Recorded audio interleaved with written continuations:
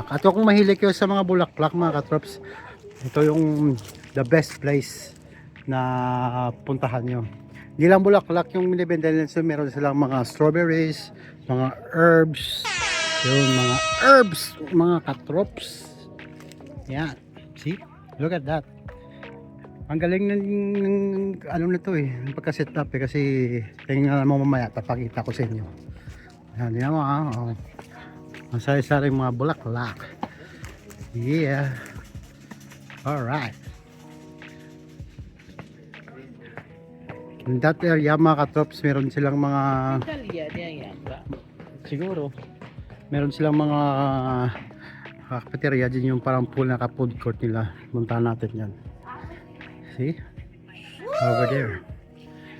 So ituturo muna kayo sa ano, sa mga flowers nila. Yan. Meron silang hanging flowers.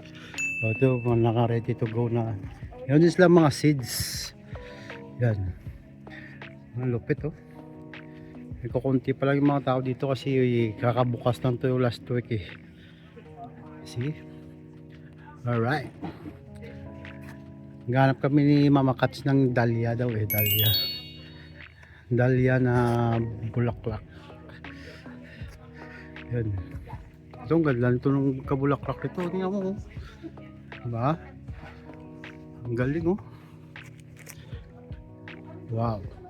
Maghanap tayo ng, ito yung sinasabi ko, mga peppers, mga katrops, so mga herbs yan. Yan mga kamatis. Diba? Ang galing no. So ito yung makikita mo dito sa greenhouses. Hilltop greenhouses. Ito yung mga seeds mga katrops. Ayan.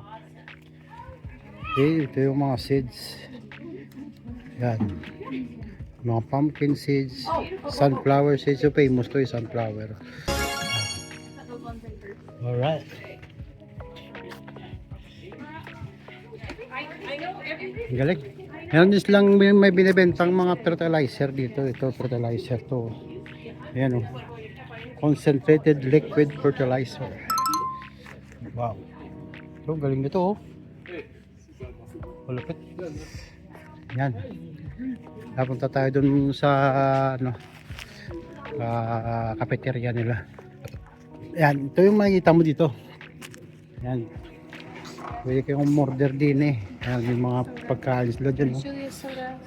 Yan. Famous ice cream. Yummy! At pwede rin kayo kumain dito pagtapos yung order. At pwede kayong maglaro dito. Libre lang to sa mga bata. At what are you doing? Yan. See? Ito yun, no? Pwede kayong mag-interact sa mga chicken, pato. May malupit ditong ano eh. Ayan o, ayan o, pato nila dito. Yan mo, Canadian pato. Hey! What you doing? What you doing? Oh, you feeding the ducks? Eh?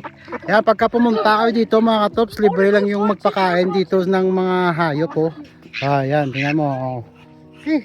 Feed the duck. See? Oh, meron silang mga ano din dito, yung mga kambing, ayan, mga dwarfs na kambing to eh. Hello! What's your name? Yung mga manok oh. Ang lupit nito isabong yata eh. Panabong ba to? Oh, that's a chicken. Wow, look at that. What's your name? Are you the Mr. Goaty? Yan, pwede kayo mag-pet dito mga katrops. Kung trip nyo lang mag-pet. Yeah, touch the goat, Dime. The goatee. They're friendly, Dime.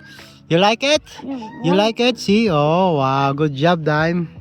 See, how about the chicken? Do you know how to call the chicken, Dime? He said, clack, clack, clack, clack. Like that.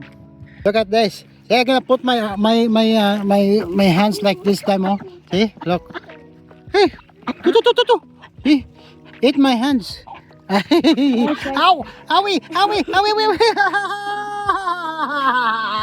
It's so tickling. Oh my goodness.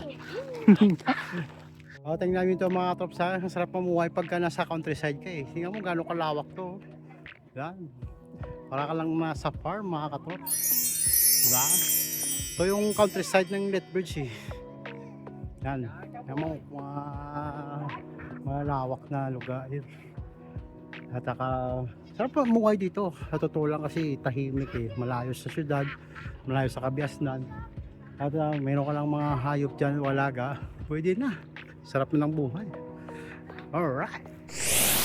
So ito yung hinahanap namin mga katropso. Ano ba itong tawag dito? Dahlia. Ito yung itsura nito mga katropso. Yung dahlia. Yan. Dahlia seeds. Yan. Ito pa lang yung ang sisimula pa lang, di ba? Oh, yan, dahlia. Iba-ibang kulay yan eh. May ganito.